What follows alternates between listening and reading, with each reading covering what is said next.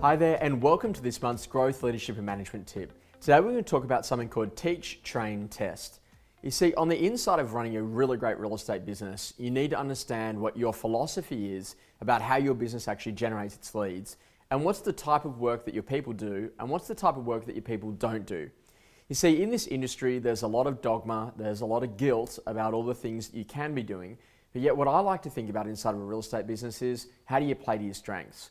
You see, most of the real estate businesses that I get to work with inside of the Australian and international marketplaces, it's all about understanding about where we actually generate our leads.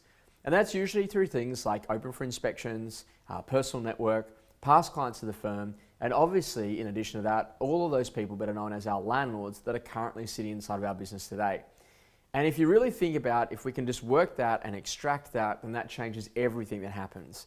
I was recently working with a client that over their 5 offices, they get to meet over 3,000 people each and every month through their open for inspections. And out of those 3,000 people, there's 1,000 of those people that we know that already own property in their area. And the interesting thing that we worked out is that only about 10 to 15% of those people that they get to meet at the open for inspections are they actually getting their residential street addresses. So that's only like 100 or 150 out of the 1,000 people that already live locally. Now here's the challenge. If we don't get the residential street address, then how do we actually go to working all of those people? And it doesn't look like it's a major impactor until all of a sudden you start thinking about the length of time that that business has been trading. Now, they've been running for about maybe 7 or so years, so during the course of that time, they've completed over 70,000 individuals that they've got to meet.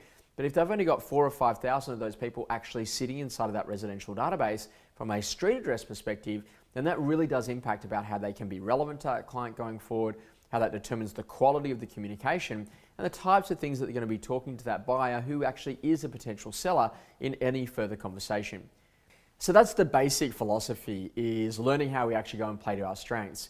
So when someone comes into our organization, I think it's just as important to explain to them what we don't do. So we talk about industry dogma like things like letterbox drops and door knocks and cold calls. Why would we do that when we haven't even going to do the work with the people that we already know? One of my other favorites is to then go and have a look at things like, for example, the anniversary. And if you don't like the concept of anniversary, then just think about what your dentist does, which is an annual checkup, where we pop out, give you a bit of an idea on what your place is worth, so then you can make some better decisions for the future. And I think that that's what a really good real estate agent does, is that they really identify how they actually go to generate their leads, and they only allow their people to do those things. Like, how much time have you spent at your letterbox in the course of the last week?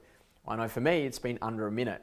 But yet, the average Australian spends about 12 hours on Facebook.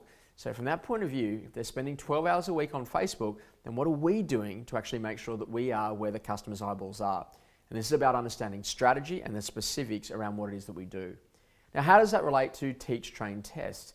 Well, ultimately, we want to teach the people that are inside of our organization about how we actually generate our leads.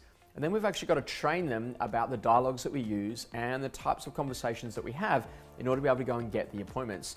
And then we've actually got to move to testing. That's actually ensuring that our people are at the standard and the grade to actually get the conversion out of the work that we already do.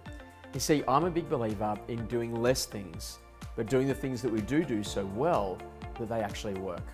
I really hope that you've enjoyed this month's Growth, Leadership and Management tip. I look forward to seeing you next month.